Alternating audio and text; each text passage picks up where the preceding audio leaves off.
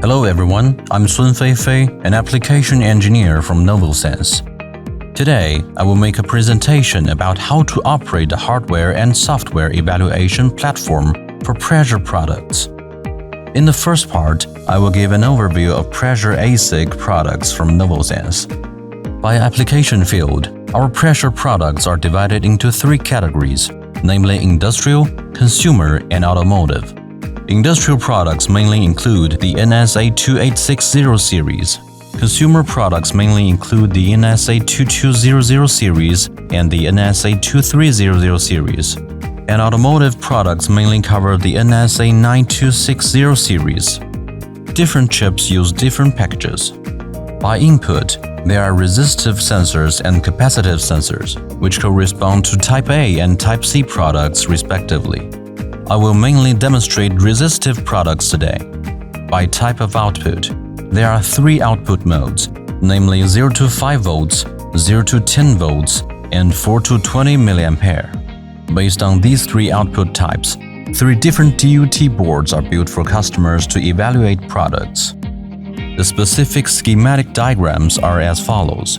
The first is the schematic diagram for 0 to 5 volt products, and we can see that the peripheral circuit is relatively simple. This product type is mainly represented by NSA9260. The next is the schematic diagram for 0 to 10 volt products, which requires two transistors for implementation. NSA2860 is the main example of the product type. The last is the schematic diagram for 4 to 20 mA products, which requires two transistors to transmit currents. This product type is also represented by NSA2860. Next, I'll make an overall introduction of EVM platform and Cal32 platform. The materials for EVM platform are as follows: USB to 485 interface converter, EVM evaluation board, 24-volt stabilized power source, and DUT board with different output types. The materials for the Cal32 platform are as follows: USB to 485 interface converter, EVM evaluation board, and 24-volt stabilized power source.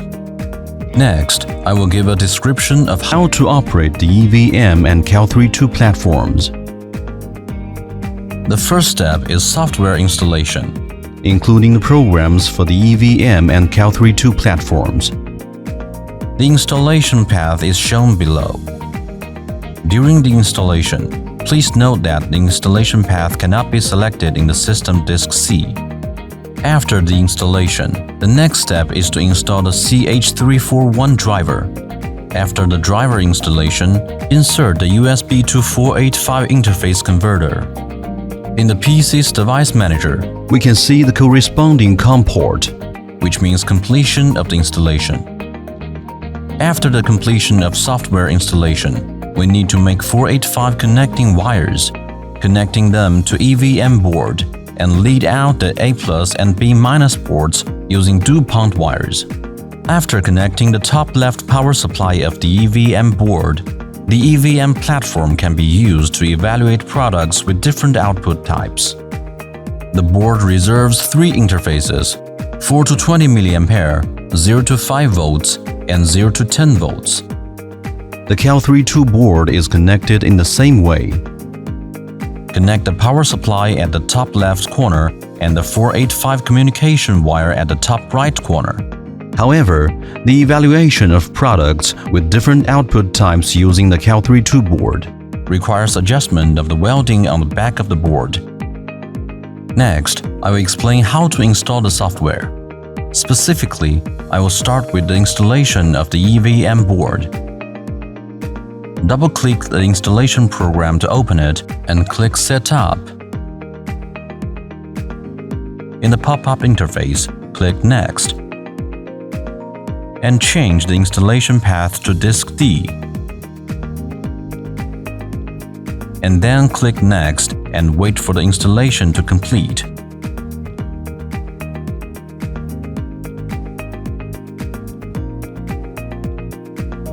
After completion of the installation, we can check the software this way. And this is the interface of the EVM platform.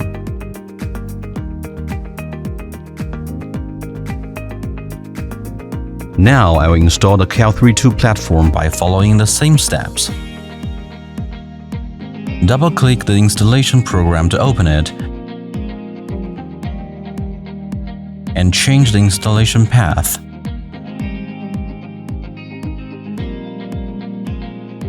The installation completes. It will also be added to the software list.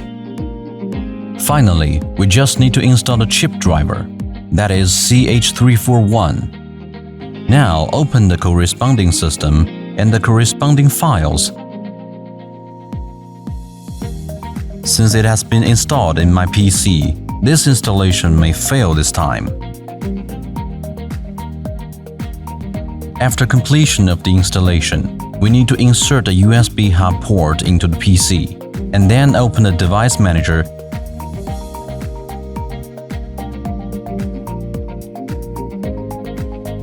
To check the corresponding port, we can see that COM6 appears, which is the port number of the USB 2485 interface. This proves a successful installation. Now the software installation completes. Next, I will describe how to use the EVM board to evaluate 0 to 5 volt products. Now I will show the hardware connection of the EVM board. First, we need to make the USB 2485 connecting wires. Using two DuPont wires, lead out the A+ and B- ports. And now the USB connecting wires are ready. At this point, we insert the 24-volt power supply into the top left corner of the board, and we can find that the LED indicators of the products are on. And then connect the USB 2485 connecting wire to the upper right corner. This is A+, and we connect it to the positive port and connect B- to the corresponding negative port. Meanwhile, we use a bridge to simulate the pressure input. It has 5 positions to enable different proportional voltage inputs. Now we connect it to the input side of the DUT board. At the same time, we can use 3 DuPont wires to connect the product.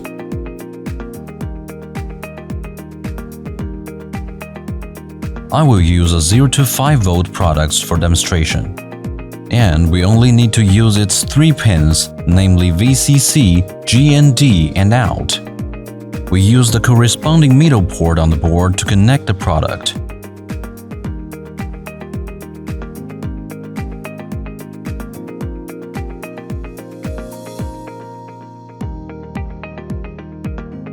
Now we can insert the USB cable into the PC. This connection completes.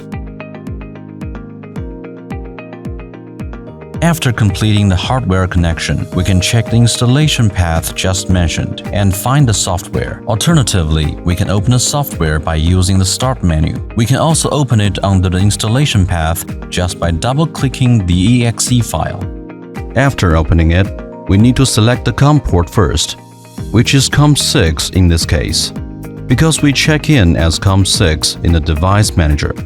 Next, we select the communication mode, and we use OWI communication in the single wire mode. I use NSA 9260 in this demonstration, which has 0 to 5 volt output. So select the 0 to 5 volt output mode and click the close button. At this point, we can find that the window indicator is on, indicating the window communication is OK now. We can click version at the top right corner to check the communication. We can read the MCU version and the software version, and then click OK. This indicates that the communication is OK. Now we can read ID, and this result indicates normal communication. We can also reburn its ID to complete the burning.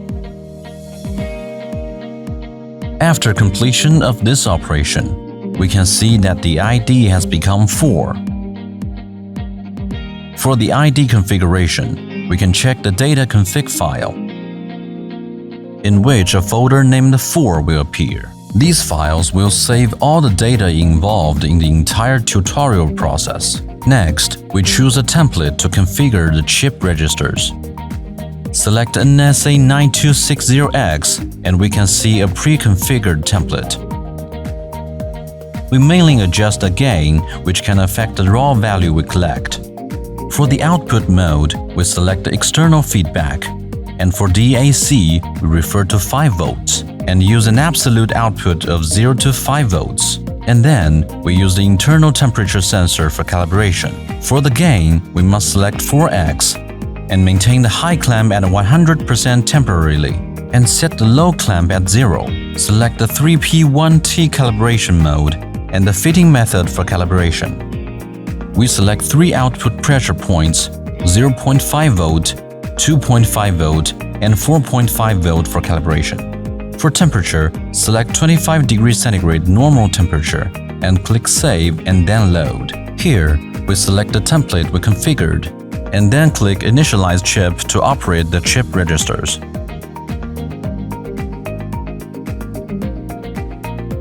After completing the initial configuration, we click Cal DAC to calibrate the DAC module.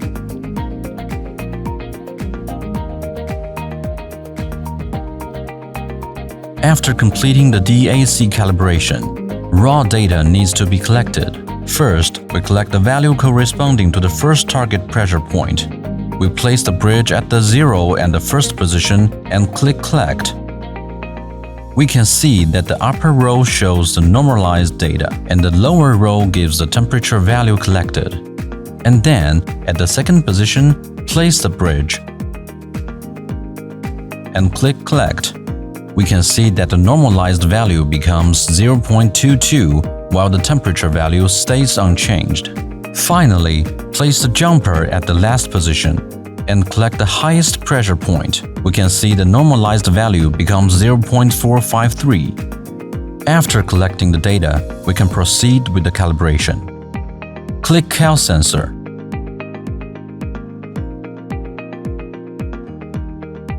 And the upper computer will calculate the calibration coefficient and write it in. Now the product calibration completes. We can click Retest to test the voltage. Since the jumper is now at the highest position, that is, the just mentioned voltage value of tagged 3 at 4.5 volts, we can change it to the 4th position and the value become 3.5 volts. And then we change it to the second middle position, that is 2.5 volts, and then the second position 1.5 volts. Finally, we can try the initial 0 position, which is 0.5 volts. Its output is proportional to the bridge. And now the calibration completes.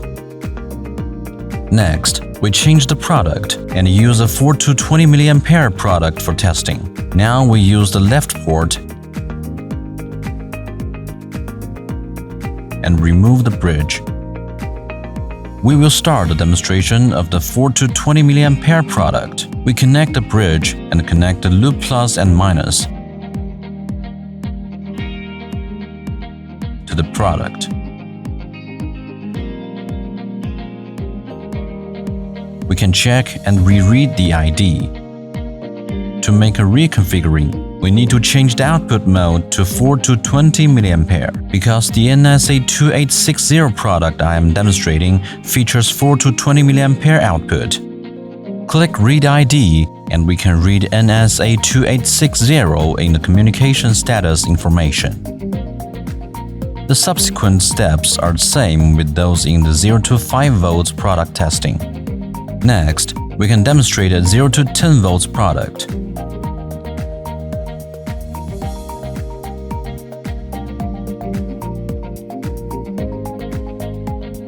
Connect VCC, out and GND to the third port on the board.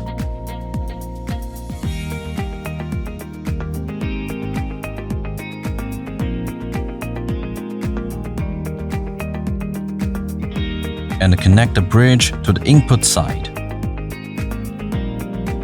After completing the connection on the EVM board, we can read ID.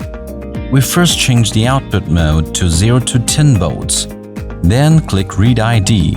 We can see that the communication is also okay. Similarly, for the NSA2860 chip, the subsequent calibration steps are same with those for the 0 to 5 volts product. Now, that's it for my presentation about how to operate the EVM board. If you have any further doubts, please visit our official website and WeChat official account. Thank you.